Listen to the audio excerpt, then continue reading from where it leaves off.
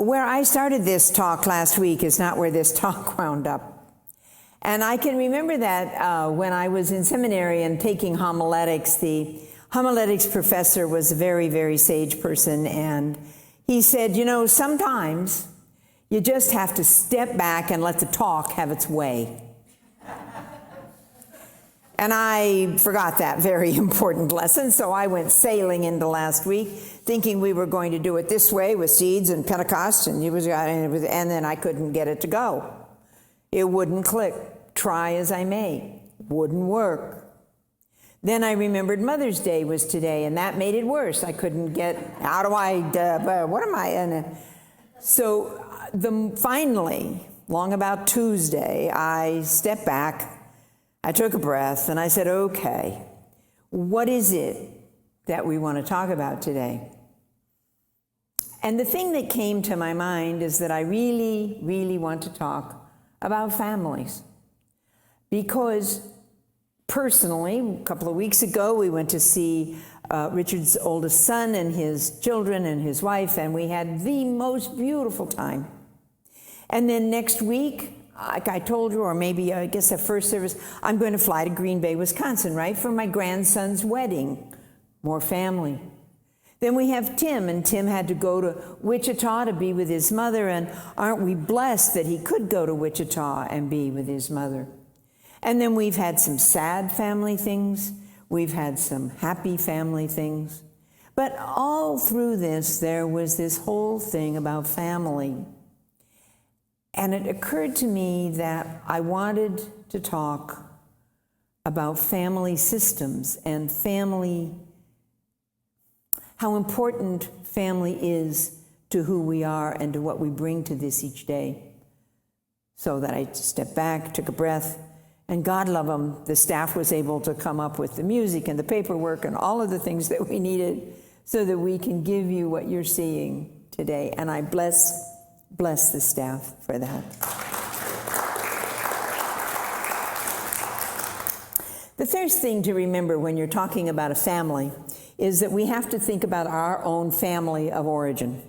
Each of us has something, all right? Some of us have had happy experiences, some of us had not happy experiences, but our family of origin, whatever it was, greatly impacts our life and who we are. Each of us has a story. And I think some of you are familiar with my story, some of you are not. So I'm going to run through it quickly just so you know from where I am beginning. I was brought into this wonderful world by a biological mother who could not care for me. So my father was brought home from World War II by the Red Cross, rescued me from a very untenable situation, and took me to live with my two great aunts, where I lived for the first 6 years. These wonderful women saved my life. They made it possible for me to be who I am. I still carry a hanky to this day because that's what I was trained to do at the ripe old age of about 4. So you have to understand, again, family systems. When I was 6, my father married a woman who was a captain in the Women's Army Corps. Now, she adored my father. I was part of the package. She wasn't so crazy about kids, all right? But she married my dad, and I came along with the package. And what I need to tell you as a little sidetrack here is that I learned to read at a very, very early age, and I am still absolutely a prodigious reader. I love to read. So even at that age, and I began reading fairy tales. I was too young to understand that what I understood for family actually came out of this big red book of fairy tales. I completely related to Cinderella. My father rescued me and then mostly disappeared from the scene. My wicked stepmother, while not really wicked, didn't really like me. And not knowing what else to do and not knowing how to raise children, raised me as though we were all still in the army. So I got up at 5 o'clock and did jumping jacks and push-ups. I can't do a push-up to save my soul. Not then, not now, not ever, all right?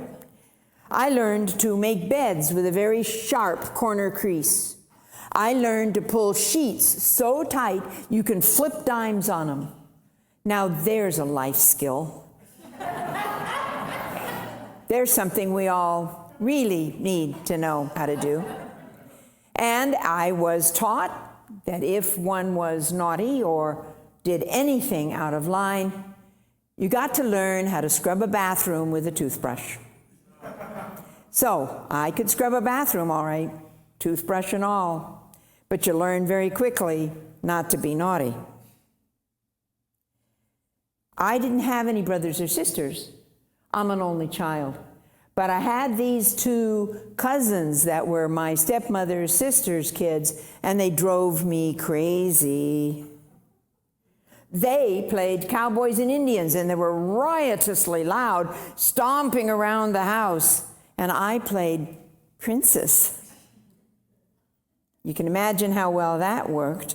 They got the cool presents. They got cowboy boots and guns and cool stuff like that. And I got a majorette outfit and a baton and fancy boots that gave me blisters. They seemed to delight in getting me into trouble. I'm an only child. I never, ever could figure out how that whole system worked. And you can see why Cinderella didn't work. Disney's version has charming birds and butterflies and bluebirds and clouds and a gorgeous dress and glass slippers and this amazing pumpkin that turns into a coach. Prince Charming, happily ever after. I could see that my life wasn't happily ever after, but I thought surely out there, somewhere over the rainbow, I'm just missing it. So then you grow, you mature. My family took me to Sunday school. Lots of us have learned, okay, we've got our initial family system of our own experience. Then we're raised in a spiritual community of some kind, or we go to Sunday school. And in my case, I got to learn a lot about family systems in the Bible. You've got Adam and Eve, perfect couple, until they weren't, until they went apple picking one day, and then all came apart. Adam said, "She made me do it. It's all her fault."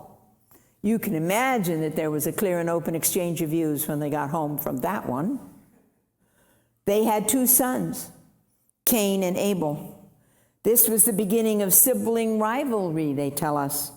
Experts say that there's always rivalry inherent in siblings because siblings are always competing for the parent's love. Always. Goes with the turf. So you have Cain and Abel. You have got Cain, who was raising sheep. Abel was raising sheep. Cain was working the soil. Each was trying to please God the Father. All right? So all along, Cain thought that God loved Abel more than him. So Cain kills Abel, sneaks home. When mom says, "So where's your brother?" He says, "I don't know. Am I my brother's keeper?" Disintegration of the family. There went that family system. Then the other big one in the Hebrew scriptures is Abraham and Sarah. Abraham had been visited by angels and told that he would be the father of people as many as stars in the sky. Only Sarah couldn't produce a son. So the tradition at that time, Sarah brought her slave to Abraham, and that was Hagar. And Hagar, the result of that union was Hagar's son, Ishmael. And that was just fine. That worked out until Sarah bore a son of her own, of Abraham's. And she became jealous of Hagar and Ishmael and forced them out into the desert. Isaac, the son of Abraham and Sarah, became one of the main patriarchs of the Israelites. Both boys fathered by Abraham.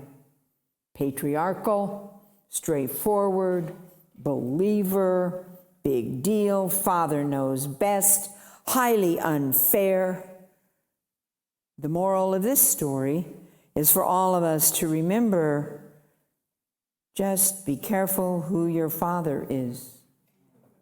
Because the son of Abraham and Sarah is thought to be the basis of the Abrahamic tradition, so that all of us, whether we are Christian, Jewish, or Muslim, are thought to be part of that track. We have a family system in the New Testament. That's going to be Jesus and his family. You've got the sort of saint, it's a little misty, all right? You've got this sort of the sainted mother, Mary. It's kind of a question as to who the father was, but it was probably God, might have been Joseph, depends on what you believe. And then there's the whole question of Joseph, the father, and how he fit into this. And he was largely not present. We don't know the impact. And Jesus was sort of working at trying to differentiate himself as to who he was really. And there's this story in the book of Matthew that says, it was in the book of Luke, that says there was a festival and the family had gone to Jerusalem to look in the festival, to be part of that. And on their way back, everybody traveled in a big crowd, and Mary and Joseph didn't have Jesus right there with him. He was about 12. They figured he was somewhere in the crowd. 3 days went by, they didn't see him, nobody could find him, and so they went back to Jerusalem. And they found Jesus in the temple, teaching and preaching to the priests and the leaders in the temple. Well, Mary rushes up to him and says, "My God, we're so glad that we found you.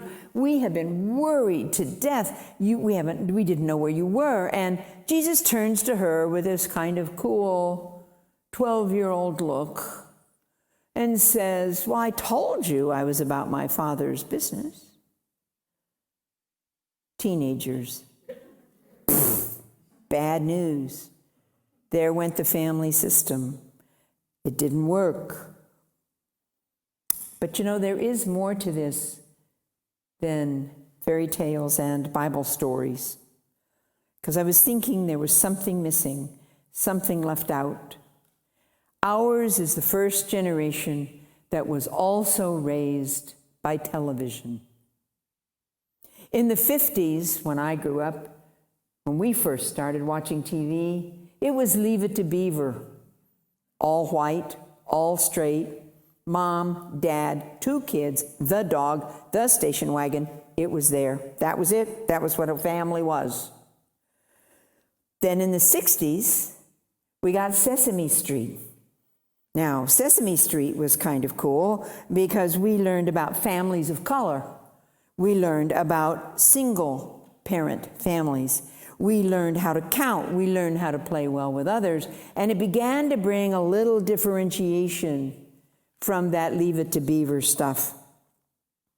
Then we moved on into the 70s and the 80s. Remember Happy Days? Remember the Fonz? Yeah.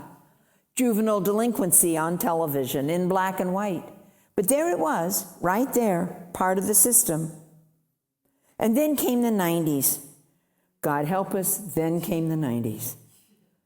There were still some wholesome family sitcoms, but subversive programming was creeping in under those sitcoms and right onto our television screen. Do you remember The Simpsons? Remember when Bart Simpson first burped on television?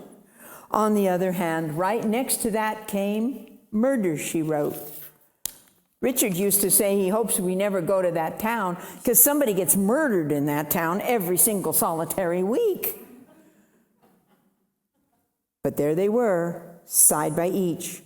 Or we have Hulk Hogan and the whole question of worldwide wrestling right next to Will and Grace. Will and Grace, pivotal show for gay culture. Up against it, right there.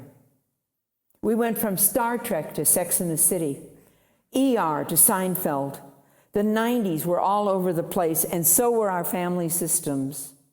The baby boomers were growing up, the baby boomers had had children, and we weren't quite sure what to do. It wasn't how we were raised. But we don't know what the new was. And so there we all were. The biggest change that happened in that period was the fact that there was an enormous change in the workplace.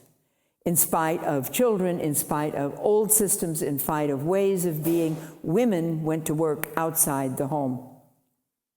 Wives and mothers were more likely to work than not. And there went the nuclear family system, right out the door. The system that we'd been raised with didn't exist anymore.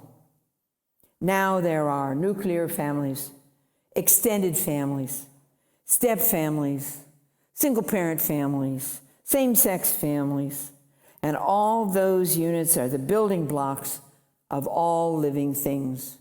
Those are the building blocks that we all have. And we know the rules.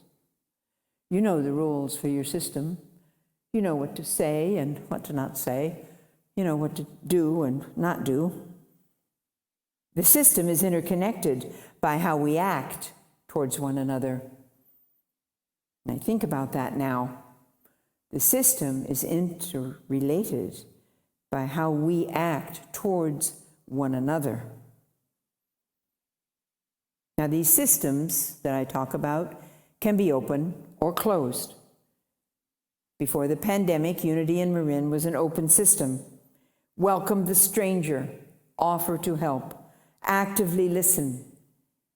But the closed system, and we all went into a closed system over the last year by virtue of being closed down, by virtue of not being able to meet and talk and hug and be together as community, we became a closed system. And in a closed system, every need is met inside the family.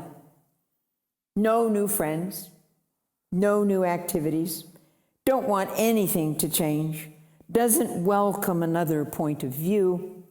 Everything is just fine. Go away and leave us alone. We're fine. But the problem with a closed system is that you can't leave it. A closed family system doesn't leave you any room to function. The thing about it is, you can choose not to speak to somebody, but they're still there. You can put distance between yourself and another. That's fine, but they're still there. That's the problem with the closed system. It is always with us. It's like the Hotel California. All right? You can check out anytime you want, but you can't ever leave. We are finding our way out of a closed system back into the light now. Now that we're beginning to get a handle on the pandemic, we're beginning to all of us have our shots. You can almost hear the doors of that closed system creaking open as we all begin to sort of venture out into what might be an open system again. We say constantly that we are one, that what happens to you happens to me, and in this system we often call ourselves family. But I would argue that really, truly, it isn't family so much as we are an intentional spiritual community. We are indeed an open system when we're at our best. We have the choice to be here or not to be here. And I know that there are those of us that have left, and that those of us that are thinking of leaving, and those of us that are thinking of coming back, and those of us trying to decide whether we would rather be virtual or we would rather be in person, or is there a way for us to be both? Everything is different now. But in spite of the change, I want us all to remember that we were all once strangers in this land. And the stranger is always welcome in an open system. A spiritual community is not for everybody. People tell me that. I hear it all the time. No, I've been hurt. I've been hurt by a community. I have been hurt by my family. I have been hurt by a relationship. I am not coming out. I don't care. You might be perfectly fine. I am never, ever, ever, ever, ever going to do this again. And to all of us who are feeling that pain, I would like to remind us of one thing. The Bible tells us that it only takes a mustard seed's worth of faith. And a mustard seed is the teeniest, tiniest little seed you can imagine. And you better want mustard if you plant one, because it grows all over the hillsides. It grows in the vineyards. It just grows like crazy. And the point of the story is it only takes a mustard seed's worth of faith, grows in your heart. And the next thing you know, there we all are. Here we all are. It's all growing again. Just takes a mustard seed. Because we've been closed down for a while, and because we have a lot of new people that are watching us, Tim tells me that our numbers are good in terms of what we're seeing on our broadcasting, I'm going to remind us of our 5 principles, because I think it's important that we know from where we come. What is it we believe? Number 1, God is everything. God is everywhere present. There is no spot where God is not. God is everything. All people, all places, all times. God is everything. Number 2, there's the spark of divinity in every single solitary person. Not just in us, not just in my friends, not just in the people who agree with me. There is the spark of divinity in every single solitary person. And that's the hard one, because you have to remember to respect that spark of divinity in people that make us angry. We have to remember that spark of divinity with the people with whom we do not agree. But it's there, principle 2, in everyone. Number 3, our thoughts create our reality. Yes, indeed, they definitely do create our reality. If we think we're going to be in trouble, we are in trouble. I know a guy who just absolutely was certain that he was going to have a problem with Comcast when he moved. He started talking about it from the minute that he moved. He talked about it on, and sure enough, guess what? Comcast came out to hook up his television, and it blew the whole thing in every which way, right? They got it fixed. It came back, but he was sure. So now he can say, see, I told you. There was going to be a problem. Our thoughts create our reality. Number 4 is how do we communicate in this system? We communicate in this system with prayer, meditation, affirmations, denials. We communicate with prayer in its broadest, widest, largest definition. That's how this system communicates, through prayers and thoughts and meditation. And then number 5 is it isn't enough to just know the principles. We have to put them into action. We got to live the truth that we know. Boots on the ground. Particularly now, we come back out. Remember that creaking door? As it creeps open, we have to walk through it. Our boots on the ground are the most important part for how we spread the truth that we know. At the end of the day, a spiritual community helps one another grow. Some of us grow a lot. Some of us grow not so much. But the point isn't how much. The goal is to stay. The goal is to change the world. The goal is to plant a seed. Plant the mustard seed, because that is how we change the earth. Every little bit helps. In conclusion,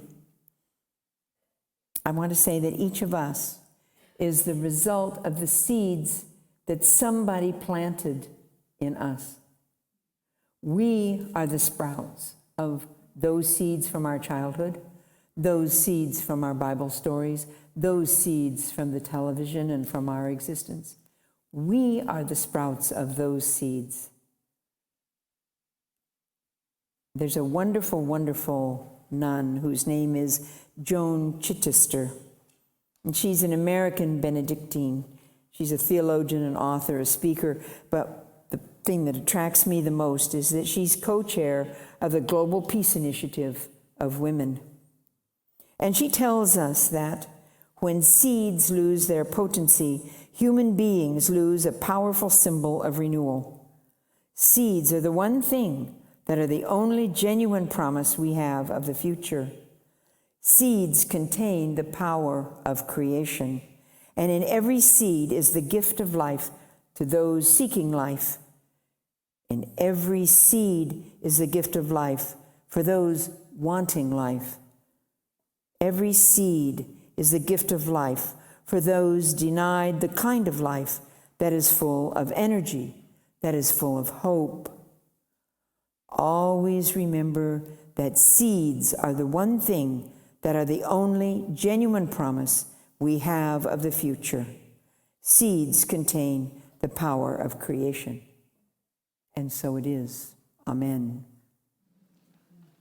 For our affirmation this morning, I really couldn't think of a denial, so I have an affirmation for us. I will say it, and then we'll say it together. The affirmation this morning is, today I am planting the seeds for the rest of my life. So let's try saying it together. We'll start out, today I am planting the seeds for the rest of my life. Let's say it all together. Ready? Today I am planting the seeds for the rest of my life. And so it is. Amen.